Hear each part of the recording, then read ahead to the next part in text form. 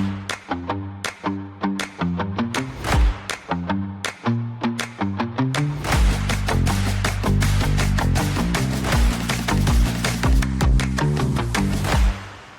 everyone, I'm Sophie Milburn, editor of the MSP Channel Insights portfolio, and today I'm joined by Antoine from JumpCloud. Could you start by telling us a little bit about yourself, your role at your company, and a little bit about the company itself? I'm one of the co-founders of JumpCloud, and I run our channel business. JumpCloud is an identity, access, and device management platform that allows companies to really take a hold of everything related to the user and device lifecycle within their organizations.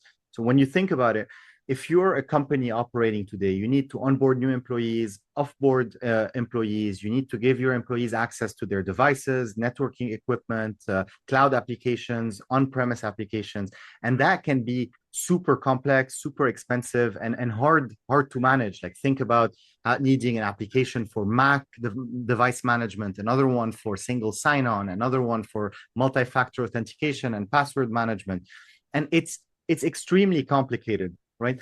This is where JumpCloud comes in. We unify all of these different capabilities, put them under a single roof, and we're extremely partner friendly in the sense that the platform is designed for partners to be able to leverage these capabilities to offer their customers a seamless identity, access, device management experience across any type of operating system, any type of authentication method, and any type of like work environment, remote, on-prem, hybrid, local data storage, cloud data storage, etc.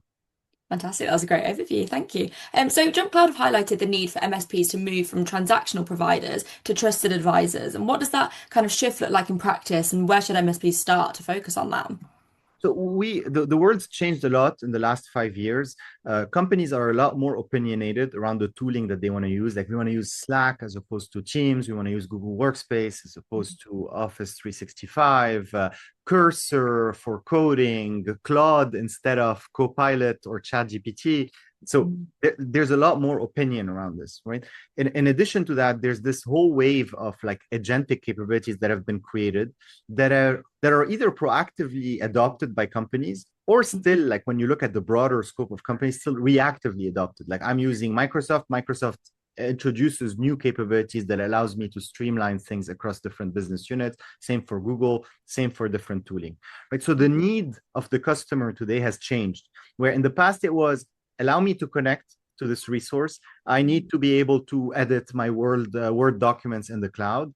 And now it's more like, okay, my quote to cash process is taking me 3 weeks. And I spoke to another company and they told me that they can do it in a week or like in a day, sorry, that they're doing it in a day today. And they're leveraging this new functionality offered by Claude or Copilot or Gemini, etc.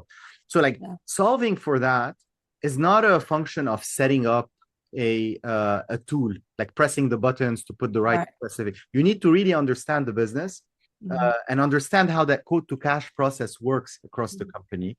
And then after that, you can go in and connect these different systems to the right tools, to the right LLMs, to the right observability components, to the right buttons that the users are going to end up clicking.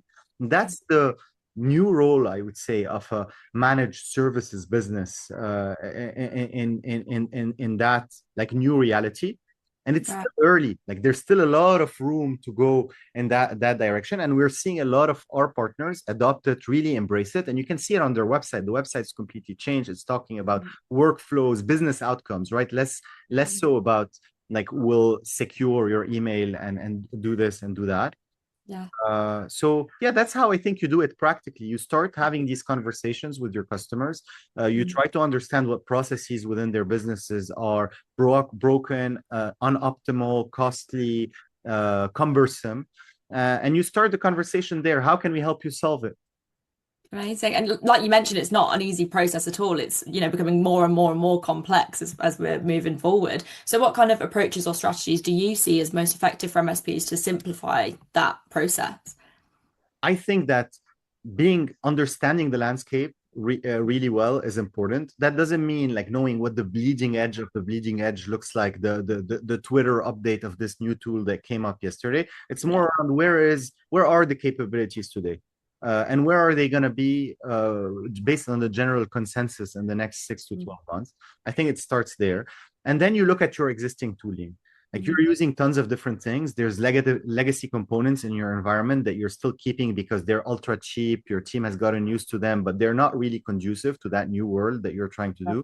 You look at that and then you start consolidating. Like you want modern, unified AI supporting.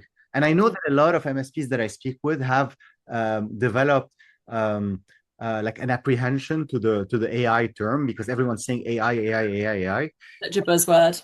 And it's understandable, right? Because like it's a lot of change, it's a lot of new stuff. There's been a lot of fluff that has come out from different vendors over time, startups, vendors, etc.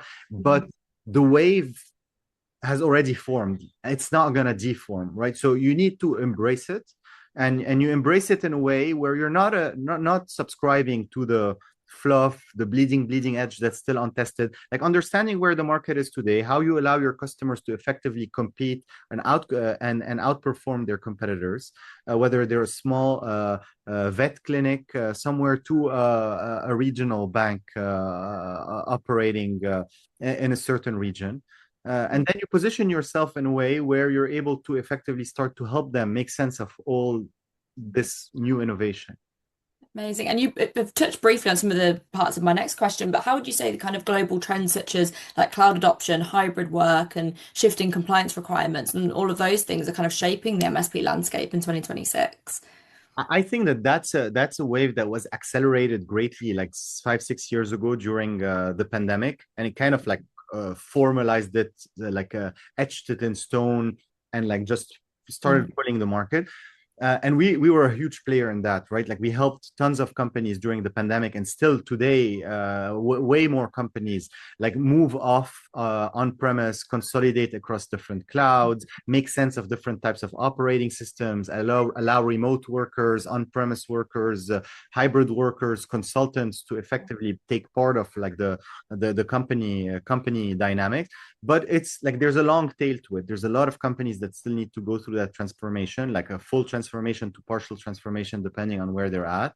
And I think that managed service providers are still in an amazing position to be the partners that help this long tail of companies go through that go through that process. Now, if you do that and make it and do it in a way that's compatible to this wave of productivity that's been created by the new AI based technologies, I think that you're positioning yourself in an amazing way to like navigate the years to come. Amazing. And with MSPs managing increasingly hybrid and remote environments, what kind of best practices do you recommend for implementing identity and access controls, zero trust principles, or multi-factor authentication to kind of help clients reduce risks while keeping those operations quite smooth? I think that when you're looking at that, there's productivity, there's security, and there's user and admin experience. These Yeah. are the four things, right? You're optimizing for all four to the maximum that you can within each one of them. It all starts with understanding what the customer wants. If the customer is running a monolith, 100% Microsoft through and through, they don't need anything else, etc. That's a type of environment that looks very specific. But if your customer looks more like what we're seeing today at scale, which is the customer wants best of breed solutions, they have on-prem, remote, hybrid workers, their users want Macs, they want to have iPhones that are managed, there's iPads, Android tablets, there's still tons of Windows devices. They want to connect to Wi-Fi, they want to connect to VPN when that's still relevant, etc. You really have to take a unified approach when it comes to this. You can't have say a Microsoft core and go get 6 different solutions that you try to all connect into each other to make work. That doesn't fit that Microsoft mold. And that's something that's like, I'm not going to say controversial, but like somehow controversial to say when the MSP market has been so ingrained in that world in the past. But like the partners that we're seeing generate the highest user satisfaction, be most profitable, grow the fastest, are the ones that are embracing change. And change is what the customer thinks they want, what the market is able to offer, and what the basic requirements need to be, like security, productivity, like the four things that we talked about. Yeah. And that's where we like I'm familiar with that space a lot because that's that Venn diagram where we at JumpCloud live, where we bring Mhm. all these capabilities together and help the customer and partner be as opinionated as they want when it comes to the tooling and workflows that they want to adopt without trying to fit them in a certain mold. Yeah, it's realizing that it's not one size fits all at all, especially like you said, when you're dealing with such a massive variety of people and companies. And many MSPs deal with diverse client environments across devices, platforms, and SaaS applications. So, what strategies or approaches can MSPs use to simplify endpoint management, integrate disparate systems, and maintain compliance effectively? I think this is where you need to really understand what the customer needs, what the market is able to offer today, and you need to optimize for security, productivity, customer user experience, and your own team's experience. That makes sense. And kind of looking into the year ahead, what do you see as maybe the main challenges and opportunities for MSPs as they kind of adapt into this changing client expectations and this technology environment as well? I think the challenge goes back to like you shouldn't try to fight that wave, right? You've got customers that are late to the game. There's always been that. Yeah. Like, there's tons of companies that are still super on-prem, super legacy. Like Mhm. history, like points to that being Mhm. the case and like here as well. But I don't think that it's going to take as long this time around because the productivity gains that you're getting from these new agentic systems is way higher, arguably way higher than the productivity gains over time that you would have gotten through a cloud transformation. It didn't feel that obvious at the time when companies started moving to the cloud. Where today with AI, it's obvious. Like if you've got a competitor adopting all the right new capabilities, have modern systems, are making their employees productive, are training them, are optimizing their headcount, etc. They're outcompeting a company that is not doing that, and it's happening very quickly. And part of your job as an MSP is to help, as a managed service provider, is to help your customers increase their revenues, reduce their costs, and improve their customers' satisfaction. Yeah. And what are you kind of personally excited about, I guess, with JumpCloud in the next couple of years upcoming? I'm very excited for that transformation that's happening at the moment. We're in the center of it, obviously, with Mhm. identity access, device management always being at the center of an IT stack. Mhm.